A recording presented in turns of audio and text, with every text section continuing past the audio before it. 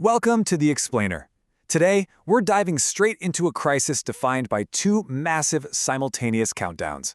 When the US-Iran war broke out in February 2026, it didn't just destabilize a single region, it ignited two ticking clocks that are genuinely threatening to upend our modern world. On one side of the globe, we've got an economic meltdown unfolding in the narrow waters of the Strait of Hormuz, and on the other side, a rapidly escalating constitutional countdown sounding the alarm right in Washington, D.C. All right, here's our roadmap for today. First, the Hormuz Chokepoint. Second, a global economic shockwave. Third, the Islamabad Declaration. Fourth, the Uranium Contradiction. And finally, the 60-day legal battle. Keep this big question in the back of your mind as we go.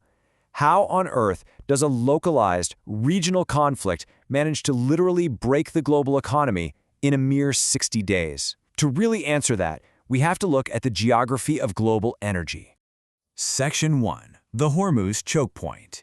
Everything begins right here. Before things kicked off in February 2026, the Strait of Hormuz was absolutely the single most critical choke point in global energy markets. We're talking a staggering 20% of all global liquefied natural gas, or LNG, flowing right through this tiny, narrow waterway. It's essentially the jugular vein of the world's energy supply. When it's open, the global economy hums along, but when it's choked off, the entire planet feels it instantly. And man, did things escalate fast. On February 28th, U.S. and Israeli airstrikes trigger the conflict. Bam! By early March, Iran's Revolutionary Guard Corps basically shuts the waterway down completely. They're dropping extensive sea mine fields, attacking commercial ships. It's a complete mess. Within just a couple of weeks, by mid-March, major oil and gas companies completely suspend their shipments. They simply couldn't risk sending multi-million-dollar vessels straight into a war zone. Which brings us to Section 2. A global economic shockwave. Look, shutting down Hormuz isn't an isolated problem. It's the first domino falling in a massive global chain reaction.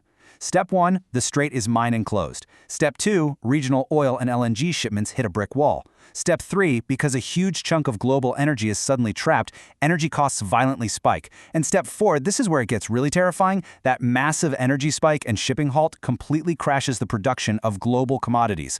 We're talking aluminum, helium, fertilizer, the works. To put that panic into perspective, $126. That is what a barrel of Brent crude oil rocketed to during the peak of this tanker gridlock. Keep in mind, right before the conflict, it was sitting comfortably around $70. That near doubling of oil prices almost overnight sent absolute shockwaves through every financial market on Earth. But it's not just about pain at the pump, though U.S. gas did quickly blow past $4 a gallon. The collateral damage is wild, and it hits incredibly close to home. Qatar's a massive supplier of helium, right? Which you absolutely need to manufacture semiconductors and computer chips. No shipping lanes means critical helium shortages for the tech industry. Then over in Bahrain and the UAE, these massive energy-hungry aluminum smelters were forced to slash output or were physically damaged in the strikes.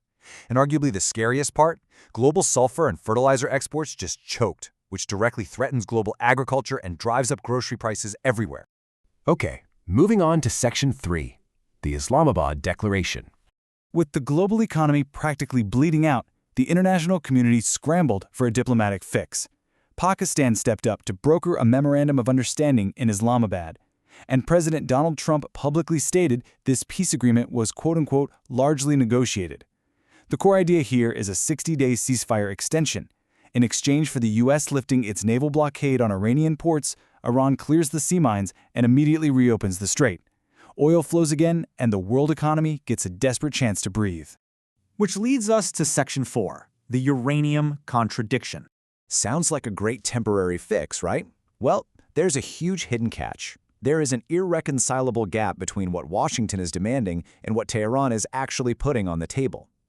The U.S. is holding a hard line. Any deal must include Iran immediately surrendering its highly enriched uranium alongside totally toll-free access to the strait. But Tehran? They want to completely decouple the maritime access issue from their nuclear negotiations. On top of that, they want to treat the strait as sovereign territory and literally charge transit tolls to passing ships.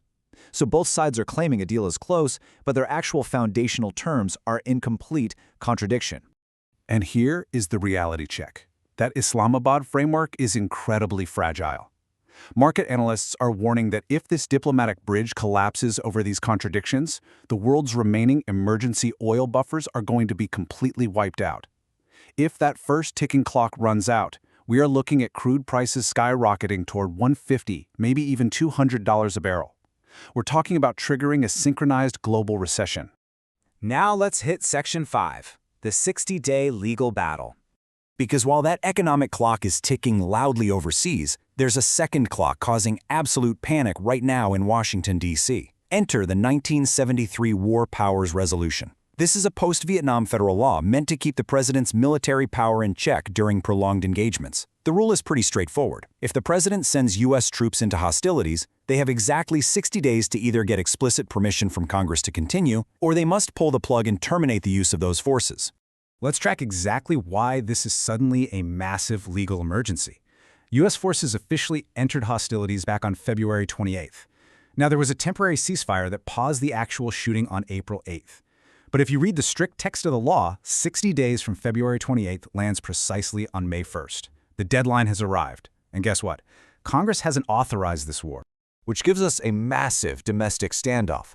The Trump administration is arguing that the temporary ceasefire on April 8th essentially paused the clock on that 60-day deadline, so they don't need congressional approval while they hammer out the Islamabad Declaration. But on the flip side, lawmakers in Congress are arguing, hey, you can't just hit pause on the War Powers Resolution. They're stating the law's limits are being openly violated, which sets up a giant constitutional clash between the executive and legislative branches over unauthorized war. And trying to negotiate a fragile international peace deal while you have a raging legal battle at home, it complicates things immensely. So we've seen how a localized conflict triggered a massive global supply chain disaster, how a fragile peace deal is snagged on the contradiction of enriched uranium, and how a law from 1973 is sparking a constitutional showdown today. The pressure is astronomical on all fronts. So I'm going to leave you with this final, critical question. Which ticking clock is going to run out first?